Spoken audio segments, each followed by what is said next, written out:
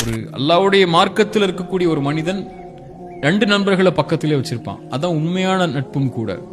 ஒன்று, அந்த நண்பன் நல்ல நண்பனுக்குங்கிற அடையாளம் முதலாவது அவனுக்கு இருக்கக்கூடிய நலவுகள் அவன் சொல்றதை விட அவன் தப்பு செஞ்சா சொல்லி காட்டுவான். நீ தப்பு செய்யற திருத்திக்கோன்னு சொல்லுவான். உங்களை ஒருத்த புகழ்ந்துகிட்டே இருக்கிறான்னா அவன் உண்மையான நண்பன் இல்லை. உங்க தவற சொல்றவன் மட்டும்தான் உங்களுடைய உண்மையான நண்பன். அவனை நீங்க பக்கத்துல வச்சுக்கோங்க. அதான் உங்க வாழ்க்கையை அடுத்த கட்டத்துக்கு கொண்டு போகும். என்ன பண்ணாலும் நல்லதாண்டா பண்ற மச்சான், நீ உன்ன மாதிரி இருக்குமா, நீ தாண்டா, உன்னை தவிர யாரான்னு சொல்லிட்டு அவன் சொல்லுவான்ல, அவன் உங்க நல்ல நண்பன் இல்ல. தப்பு செய்யும் போது தப்பான பாதையில போற, இது தப்பு, இதை விடு அப்படின்னு சொல்லுவான்ல, அவனை தேர்ந்தெடுத்துக்கோங்க.